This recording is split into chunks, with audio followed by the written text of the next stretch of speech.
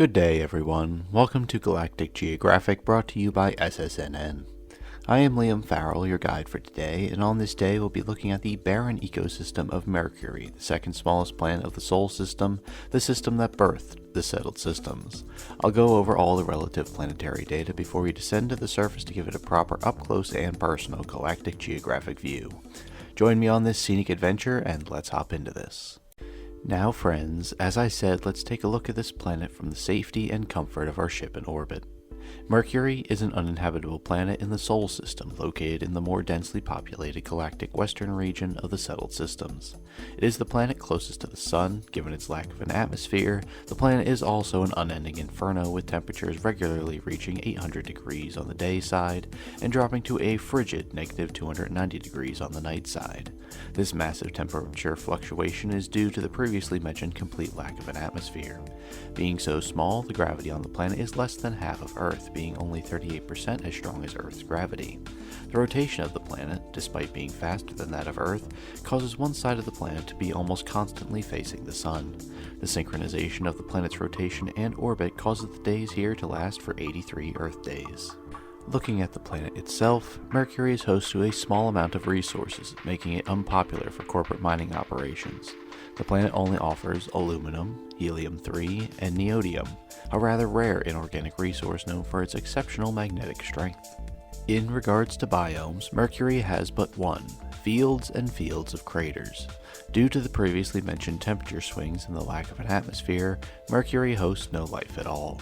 If one was to attempt to make an outpost on this hostile world, more than just the basic knowledge would be needed to ensure longevity and to avoid premature expiration.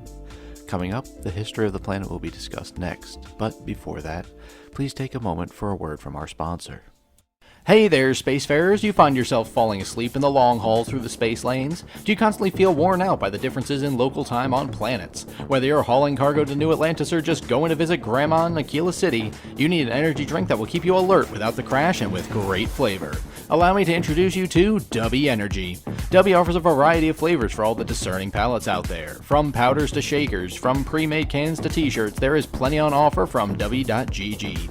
If you're cautious about trying something new in the energy drink arena, fear not, because for a limited time, use code DoodleFan at checkout to receive a massive 20% off your entire order. Order Dubby Energy today. Welcome back, everyone. Now let's move on to the history of Mercury, starting with the ancient astronomers of ancient old Earth. The earliest known recorded observations of Mercury are from the Molopin tablets. These observations were most likely made by an Assyrian astronomer around the 14th century BC. The cuneiform name used to designate Mercury on the Molopin tablets is transcribed as Udu Idum Gu /U4UD, or more simply, the jumping planet.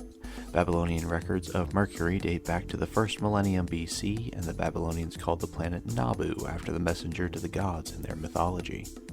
The Greco-Egyptian astronomer Ptolemy wrote about the possibility of planetary transits across the face of the Sun in his work Planetary Hypotheses. He suggested that no transits had been observed, either because planets such as Mercury were too small to see, or because transits were too infrequent. In ancient China, Mercury was known as the Hour Star. It was associated with the direction north and the phase of water in the 5 phases system of metaphysics.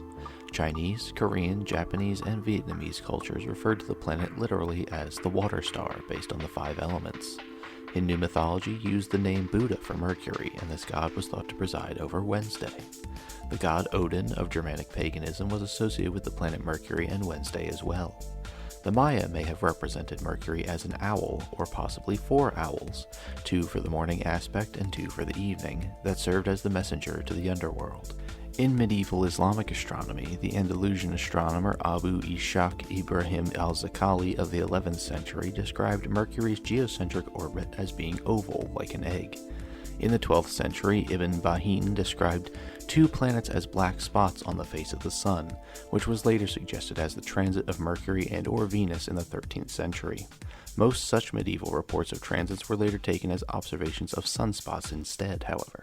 In India, the Kerala school astronomer Nilakantha Somayaji in the 15th century described a particularly heliocentric planetary model in which Mercury orbits the Sun, which in turn orbits Earth, similar to the Tychonic system later proposed by Tycho Brahe in the late 16th century.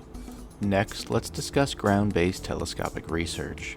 The first telescopic observations of Mercury were made by Thomas Harriot and Galileo from 1610.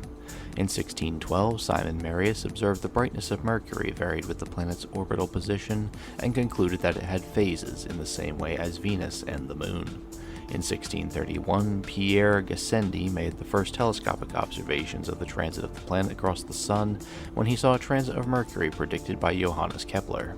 In 1639, Giovanni Zuppi used a telescope to discover that the planet had orbital phases similar to Venus and the Moon. The observation demonstrated conclusively that Mercury orbited the Sun. A rare event in astronomy is the passage of one planet in front of another, as seen from Earth. Mercury and Venus block each other every few centuries, and the events of May 28, 1737, is the first one historically observed, having been seen by John Bevis at the Royal Greenwich Observatory. The next occultation of Mercury by Venus would be on December 3, 2133.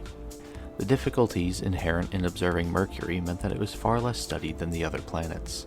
In 1800, Johann Schroeder made observations of surface features, claiming to have observed 20-kilometer-high mountains. Friedrich Bessel used Schroeder's drawings to erroneously estimate the rotational period as 24 hours with an axial tilt of 70 degrees.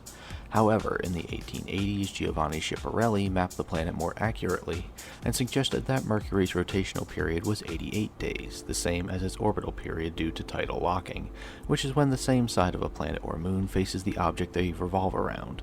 This phenomenon is known as synchronous rotation. The effort to map the surface of Mercury was continued by Jonas Antonodi, who published a book in 1934 that included both previous maps and his own observations. Many of the planet's surface features take their names from Antonodi's map.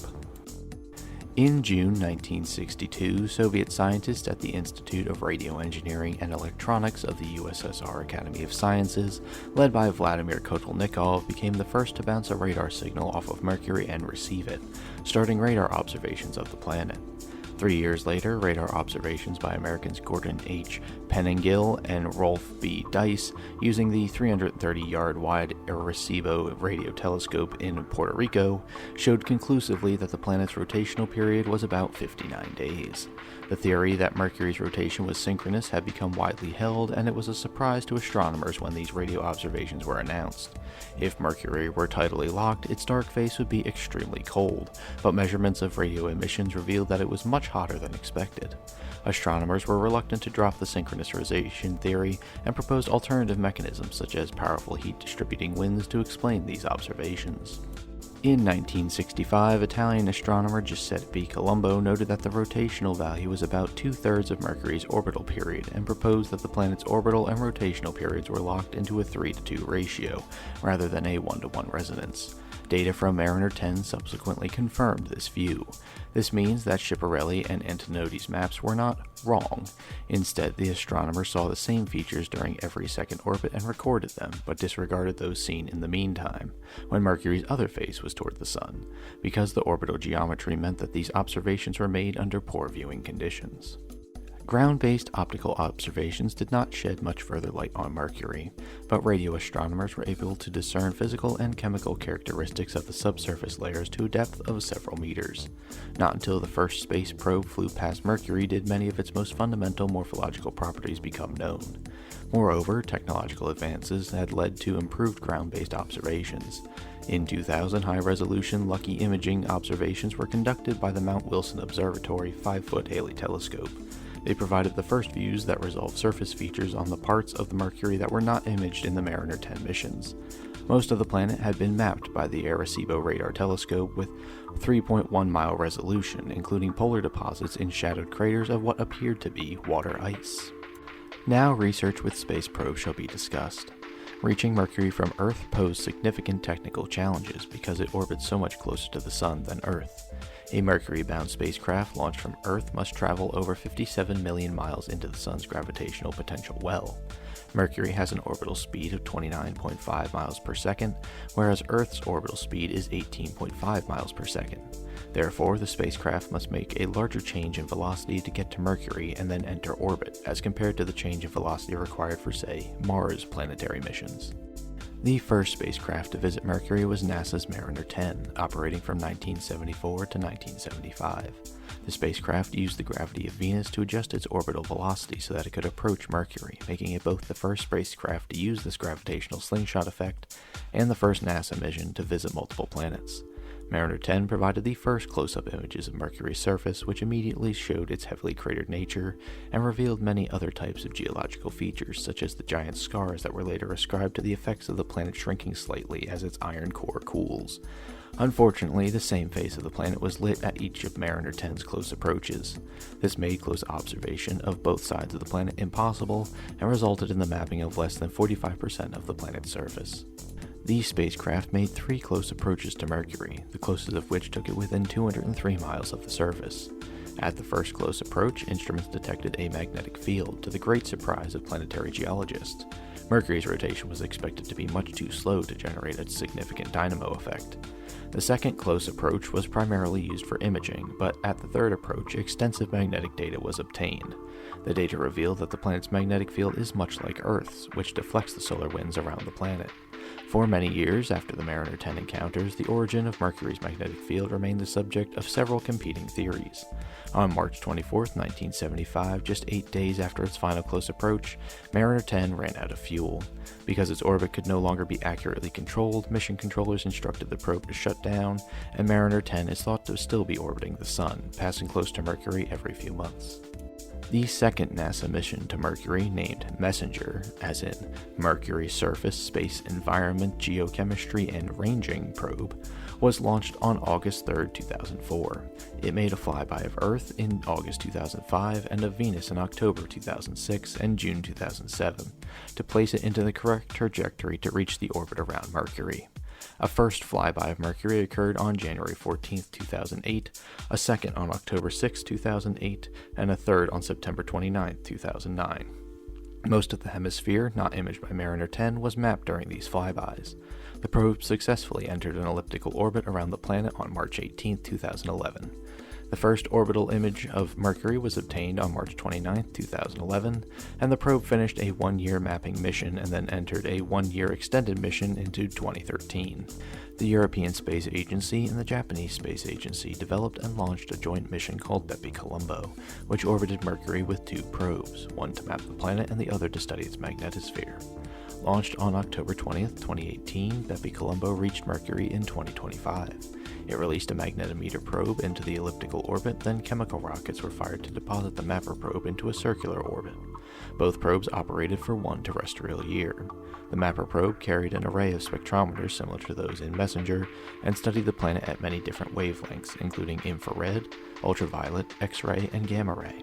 Bepi Colombo conducted 3 of its 6 planned Mercury flybys from October 1, 2021 to June 19, 2023. And thus concludes this episode of Galactic Geographic. Today we explored Mercury, from its lack of flora and fauna to the conditions of the planet itself and its long history. I'm glad to have been able to host this episode for you, and everyone on the Galactic Geographic team hopes to see you again. If you've learned anything today, please let us know in the comments below.